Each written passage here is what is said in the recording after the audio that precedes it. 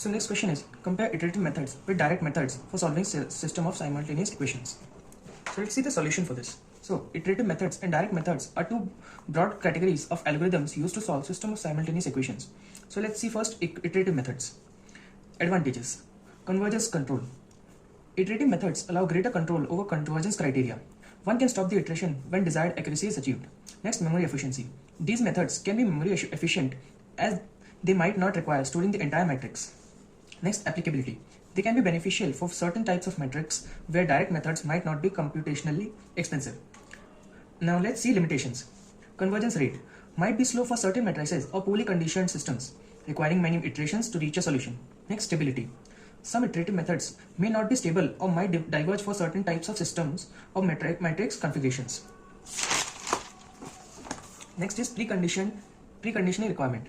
Some methods require preconditioning to accelerate convergence, adding complexity to the process. Now let's see direct methods. Advantages. First, accuracy. These methods typically provide highly accurate solutions, especially for well-conditioned systems without iteration-related errors.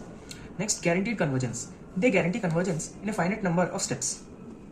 Next is robustness. These methods often perform well across a wide range of problem types without preconditioning. Now let's see limitations of direct methods.